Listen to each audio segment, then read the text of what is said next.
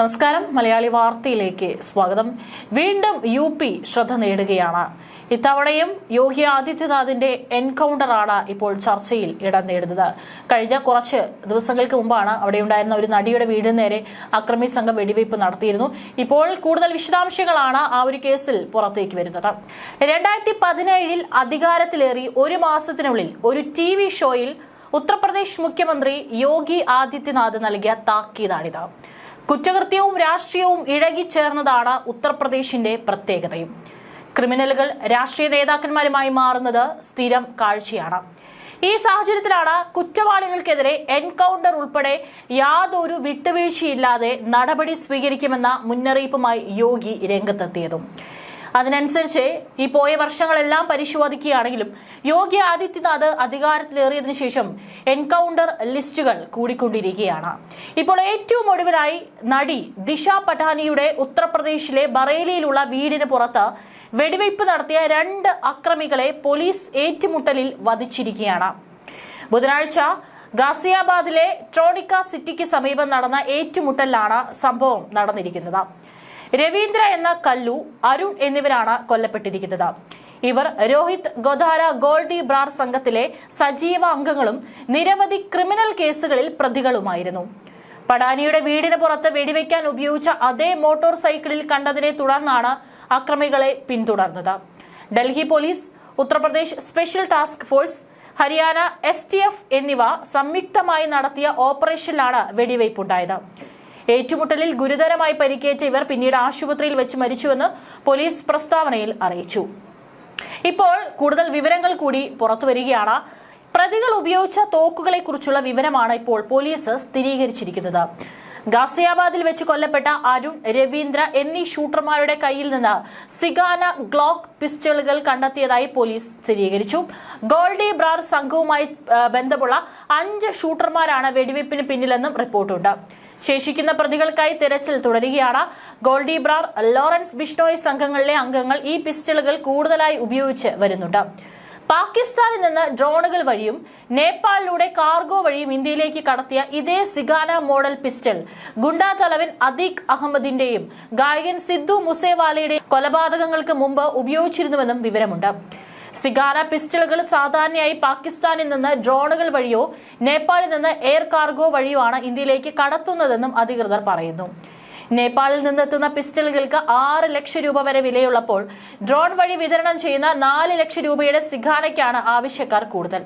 ഭാരം കുറവും ഒരേ സമയം 15 ബുള്ളറ്റുകൾ വരെ വെടിയുതിർക്കാൻ കഴിയുന്നതുമാണ് സിഗാന മോഡൽ തോക്കുകൾ. ഇവ എളുപ്പത്തിൽ ചൂടാകുകയുമില്ല. ഏറ്റുമുട്ടലിൽ 4 പോലീസുകാർക്കും പരിക്കേറ്റിട്ടുണ്ട്. ഏതായാലും 5 ഷൂട്ടർമാരുണ്ട് ഈ സംഘവുമായി ബന്ധപ്പെട്ടിട്ട്. അതിൽ 2 പേർ മാത്രമാണ് ഇപ്പോൾ മരിച്ചിരിക്കുന്നത്. മറ്റ് 3 പേർക്കായിട്ടുള്ള തിരച്ചിലും അവിടെ നടക്കുകയാണ്. ഇപ്പോൾ സബ് ഇൻസ്പെക്ടർ രോഹിത്തിന് ഇടത്ത് കൈക്ക് വെടിയേറ്റപ്പോൾ ഹെഡ് കോൺസ്റ്റബിൾ കൈലാഷിന് വലത്ത് കൈക്കാണ് പരിക്കേറ്റത്. മറ്റ് 2 STF ഹെഡ് കോൺസ്റ്റബിൾമാരായ അങ്കുർ, ജയ് എന്നിവർക്കും പരിക്കേറ്റിട്ടുണ്ട്. സെപ്റ്റംബർ 12 നടന്ന സംഭവത്തിന് തൊട്ട് പിന്നാലെ ഗോൾഡി ബ്രാർ സംഘം സാമൂഹിക മാധ്യമങ്ങളിലെ ഒരു പോസ്റ്റിലൂടെ ആക്രമണത്തിന്റെ ഉത്തരവാദിത്തം ഏറ്റെടുത്തിരുന്നു. സനാതന ധർമ്മത്തെ അനാദരിക്കുന്ന രീതിയിൽ സന്യാസിമാരായ പ്രേമാനന്ദ് മഹാരാജ്, അനിരുദ്ധാചാര്യ മഹാരാജ് എന്നിവർക്കെതിരായ പഠാനി കുടുംബം നടത്തിയ പരാമർശങ്ങളാണ് ആക്രമണത്തിന് പിന്നിലെന്നും സംഘം ആരോപിച്ചിരുന്നു. വിരമിച്ച പോലീസ് ഉദ്യോഗസ്ഥനായ ദിശ പടാനിയുടെ പിതാവ് ജഗദീഷ് പടാനിയെ ലക്ഷ്യമിട്ടാണ് ആക്രമികൾ എത്തിയതെന്നും കൂടി പോലീസ് പറഞ്ഞു വെക്കുന്നുണ്ട്.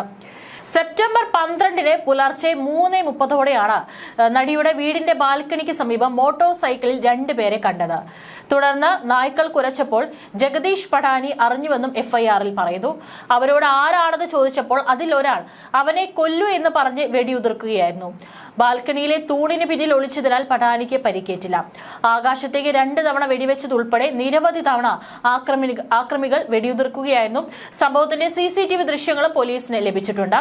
സംഭവം നടക്കുമ്പോൾ പടാനിയുടെ അച്ഛൻ റിട്ടയർഡ് പോലീസ് സൂപ്രണ്ടുമായ ജഗദീഷ് സിംഗ് പടാനി, ദിശയുടെ അമ്മ, മൂത്ത സഹോദരി ഖുഷ്ബു പടാനി എന്നിവരായിരുന്നു വീട്ടിലുണ്ടായിരുന്നത്. ബറേലി കോട്ടോലി പോലീസ് കേസ് രജിസ്റ്റർ ചെയ്യുകയും കുറ്റകൃത്യങ്ങളോടുള്ള സംസ്ഥാന സർക്കാരിന്റെ വിട്ടുവീഴ്ചയില്ലാത്ത നയം ആവർത്തിച്ചുകൊണ്ട് വിഷയത്തിൽ ഉടനടി നടപടിയെടുക്കാൻ യോഗി ആദിത്യനാഥ് നിർദ്ദേശം നൽകുകയും ചെയ്തിരുന്നു. ആക്രമണത്തിന് പിന്നാലെ ബറേലി പോലീസ് കേസെടുക്കുകയും ഉത്തർപ്രദേശ് മുഖ്യമന്ത്രി യോഗി ആദിത്യനാഥ് ജഗദീഷ് പടാനിയുമായി നേരിട്ട് സംസാരിച്ച് കേസ് എത്രയും വേഗം കണ്ടെത്താൻ പോലീസിന് നിർദ്ദേശം നൽകുകയും ചെയ്തിരുന്നു. പടാനിയുടെ വീടിന് ചുറ്റും സുരക്ഷ വർദ്ധിപ്പിച്ചു. CCTV ദൃശ്യങ്ങളും സമീപ സംസ്ഥാനങ്ങളിൽ നിന്നുള്ള ക്രൈം റെക്കോർഡുകളും വിശകലനം ചെയ്തതിന്റെ ഫലമായാണ് ബുധനാഴ്ചത്തെ ഏറ്റുമുട്ടലിലേക്ക് നയിച്ചത്. ഏറ്റുമുട്ടൽ നടന്ന സ്ഥലത്ത് നിന്ന് ഗ്ലോക്ക് പിസ്റ്റൾ, സിഗാര പിസ്റ്റൾ, നിരവധി തിരകൾ എന്നിവ പോലീസ് കണ്ടെടുത്തു. കുറ്റകൃത്യത്തിൽ ഉപയോഗിച്ച അപ്പാച്ചെ ബൈക്കും പിടിച്ചെടുത്തു. സംഘവുമായി ബന്ധമുള്ള മറ്റുള്ളവരെ കണ്ടെത്താൻ കൂടുതൽ അന്വേഷണം നടന്നുവരികയാണെന്നും അധികൃതർ പറഞ്ഞു. പോലീസ് CCTV ദൃശ്യങ്ങൾ പരിശോധിക്കുകയും രഹസ്യാന്വേഷണ വിവരങ്ങൾ ശേഖരിക്കുകയും അയൽ സംസ്ഥാനങ്ങളിൽ നിന്നുള്ള രേഖകൾ ഒത്തുനോക്കുകയും ചെയ്തതിലൂടെ റോഹ്തക്കിലെ കഹ്നി സ്വദേശി രവീന്ദ്ര, സോനിപത്തിലെ ഗോഹാന റോഡിലെ ഇന്ത്യൻ കോളനി നിവാസി അരുൺ എന്നിവരാണ് വെടിവയ്പ് നടത്തിയതെന്ന് ആദ്യമേ തിരിച്ചറിഞ്ഞതായി additional director general law and order Amitabh Yash വെളിപ്പെടുത്തിയിരുന്നു. ബുധനാഴ്ച STFന്റെ നോയിഡ യൂണിറ്റും ഡൽഹി പോലീസും സംയുക്തമായി ചേർന്ന് ഗാസിയാബാദിലെ ട്രോണിക്ക സിറ്റിയിൽ വെച്ച് ഇരുവരെയും തടയുകയായിരുന്നു. തുടർന്നുണ്ടായ വെടിവയ്പിലാണ് 2 പ്രതികൾക്ക് ഗുരുതരമായി പരിക്കേൽക്കുകയും ആശുപത്രിയിൽ പ്രവേശിപ്പിക്കുകയും മരണപ്പെടുകയുമായിരുന്നു. സംഭവത്തിന് തൊട്ടു പിന്നാലെ തന്നെ കാനഡ ആസ്ഥാനമായി പ്രവർത്തിക്കുന്ന ഗുണ്ടാ സംഘവുമായി ബന്ധമുള്ള ഗോൾഡി ബ്രാർ വെടിവയ്പിന്റെ ഉത്തരവാദിത്തം ഏറ്റെടുത്ത് സോഷ്യൽ മീഡിയയിൽ പോസ്റ്റ് ചെയ്തിരുന്നു. ഇതിന്റെ സ്ക്രീൻഷോട്ടുകൾ ഓൺലൈനായി വ്യാപകമായി പ്രചരിപ്പിച്ചിരുന്നു. മതനേതാക്കളായ സന്ത് പ്രേമാൻ മഹാരാജിനെയും അനിരുദ്ധ ആചാര്യയും കുറിച്ച് ദിശ പട്ടാനിയും സഹോദരിയും നടത്തിയ പരാമർശങ്ങളിൽ പ്രകോപിതരായാണ് ആക്രമണം നടത്തിയതെന്നാണ് ഗോൾഡി ബ്രാർ വ്യക്തമാക്കിയിരുന്നത്. രവീന്ദ്രയും അരുണും രോഹിത് ഗോദാര ഗോൾഡി ബ്രാർ സംഘത്തിലെ സജീവ അംഗങ്ങളാണെന്ന് ADG സ്ഥിരീകരിച്ചു. രവീന്ദ്ര ക്രിമിനൽ പശ്ചാത്തലമുള്ള ആളാണ്. മുൻപും നിരവധി കേസുകളിൽ ഇയാൾ ഉൾപ്പെട്ടിട്ടുണ്ട്. ഒരു ഗ്ലോക്ക്, ഒരു സിഗാര പിസ്റ്റൾ എന്നിവയും ധാരാളം വെടിയുണ്ടകളും സംഭവ സ്ഥലത്ത് നിന്നും കണ്ടെടുത്തതായി കൂട്ടിച്ചേർത്തിരുന്നു. ഈ നടിക്ക് മാത്രമല്ല ഇത് ഈ ഒരു നടിക്ക് മാത്രമല്ല, മറ്റ് കലാകാരന്മാർക്കുള്ള മുന്നറിയിപ്പ് കൂടിയാണെന്നും പോസ്റ്റിൽ പറയുന്നു. ആരെങ്കിലും തങ്ങളുടെ മതത്തെ അവഹേളിച്ചാൽ ക്ഷമിക്കില്ലെന്നും ഇനിയും നടി മതത്തോട് അനാദരവ് കാണിച്ചാൽ അവരുടെ വീട്ടിൽ ആരും തന്നെ ജീവനോടെ ബാക്കിയാകില്ലെന്നും ഗ്രൂപ്പ് ആക്രമണത്തിന്റെ ഉത്തരവാദിത്തം ഏറ്റെടുത്തുകൊണ്ടുള്ള പോസ്റ്റിൽ ഭീഷണിപ്പെടുത്തി. ഈ കുറിപ്പ് പോലീസ് നിരീക്ഷിച്ചു വരികയായിരുന്നു. നേരത്തെ ദിശ പട്ടാനിയുടെ സഹോദരി ഖുഷ്ബു പട്ടാനി സ്ത്രീകളെയും ലിവ് ഇൻ ബന്ധങ്ങളെയും വിമർശിച്ച ആത്മീയ നേതാവ് അനിരുദ്ധ ആചാര്യയുടെ പരാമർശത്തിനെതിരെ രംഗത്തെത്തിയിരുന്നു. ഇതിന് പിന്നാലെയാണ് ആക്രമണമുണ്ടായത്. ഏതായാലും ആ ഒരു സംഭവത്തിന് ശേഷം സോഷ്യൽ മീഡിയയിൽ പങ്കുവച്ചിട്ടുള്ള പോസ്റ്റ്, അവർ പ്രത്യക്ഷപ്പെട്ടിട്ടുള്ള ഒരു പോസ്റ്റ് വായിക്കാം. എല്ലാ സഹോദരങ്ങൾക്കും ജയ് ശ്രീറാം. ഞാൻ വീരേന്ദ്ര ചരൺ, മഹേന്ദ്ര ശരൺ സഹോദരങ്ങളെ ഇന്ന് ഖുഷ്ബു പട്ടാനി, ദിശ പട്ടാനി എന്നിവരുടെ വീട്ടിൽ, അതായത് അവരുടെ വീട്ടു നമ്പർ പറയുന്നുണ്ട്, ഞങ്ങൾ വെടിവയ്പ് നടത്തി. അവരിരുവരും നമ്മുടെ ആദരണീയരായ സന്യാസിമാരെ, അവരുടെ പേരും പറയുന്നുണ്ട്, അവഹേളിച്ചു. നമ്മുടെ സനാതന ധർമ്മത്തെ അപമാനിക്കാനാണ് അവർ ശ്രമിച്ചത്. ഇതൊരു ട്രെയിലർ മാത്രമായിരുന്നു. അടുത്ത പ്രാവശ്യം ദിശയോ മറ്റാരെങ്കിലുമോ നമ്മുടെ മതത്തോട് അനാദരവ് കാണിച്ചാൽ അവരുടെ വീട്ടിൽ ആരും ജീവനോടെ അവശേഷിക്കില്ല. നമ്മുടെ ദൈവങ്ങളെ അപമാനിക്കുന്നത് വെച്ച് പുറപ്പിക്കില്ല. ഈ സന്ദേശം അവർക്ക് മാത്രമല്ല, സിനിമാ വ്യവസായത്തിലെ എല്ലാ കലാകാരന്മാർക്കും അവരുമായി ബന്ധപ്പെട്ടവർക്കും കൂടിയാണ്. ഭാവിയിൽ നമ്മുടെ മതത്തിനും സന്യാസിമാർക്കെതിരെ ഇത്തരമൊരു അപമാനകരമായ പരാമർശം നടത്തുമ്പോൾ അതിന്റെ പ്രത്യാഘാതങ്ങൾ നേരിടാനും തയ്യാറെടുക്കണം. നമ്മുടെ മതത്തെ സംരക്ഷിക്കാൻ ഏതറ്റം വരെയും പോകാൻ ഞങ്ങൾ തയ്യാറാണ്.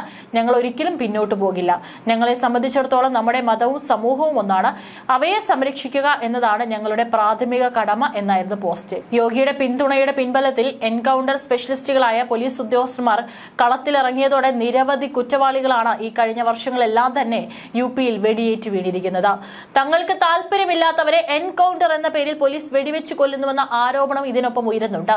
കഴിഞ്ഞ വർഷം UP പോലീസ് പുറത്തുവിട്ട കണക്കനുസരിച്ച് 5178 ഏറ്റുമുട്ടലുകളാണ് നടത്തിയത്. ഇതിൽ 103 കുറ്റവാളികൾ കൊല്ലപ്പെട്ടു. 1859 പേർക്ക് പരിക്കേറ്റു. യോഗി അധികാരമേറ്റ് 2 വർഷത്തിനുള്ളിൽ 17,745 ക്രിമിനലുകൾ കീഴടങ്ങുകയോ ജാമ്യം റദ്ദാക്കി ജയിലിലേക്ക് മടങ്ങുകയോ ചെയ്തിട്ടുണ്ടെന്നും പോലീസ് വ്യക്തമാക്കുന്നു.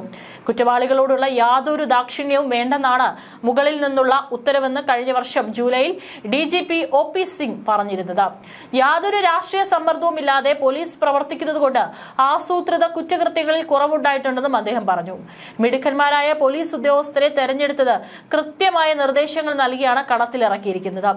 പോലീസ് നിയമനത്തിൽ ഇടപെട്ടിരുന്ന കുറ്റവാളി സംഘങ്ങളെ നിയന്ത്രിക്കുക കൂടി ചെയ്തതോടെ ക്രിമിനലുകൾക്ക് സംസ്ഥാനത്തെ ചിലയിടങ്ങളിൽ കേന്ദ്രീകരിച്ചാണ് കുറ്റവാളികളുടെ വിളയാട്ടം. ഷാംലി, മീററ്റ്, മുസാഫർ നഗർ, ബുലന്ദ് ഷഹർ, ഗാസിയാബാദ്, കൈരാന, ബാഗ്പത്ത്, സഹാറൻപൂർ, നോയിഡ് എന്നിവിടങ്ങളിലാണ് തട്ടിക്കൊണ്ടുപോകൽ, ഭീഷണിപ്പെടുത്തൽ, കൊള്ള, കൊലപാതകം എന്നിവ കൂടുതലായി നടന്നിരുന്നത്. പലയിടത്തു നിന്നും ആളുകൾ ഒഴിഞ്ഞു പോകുന്ന അവസ്ഥയുണ്ടായിരുന്നുവെന്നും പോലീസ് പറയും.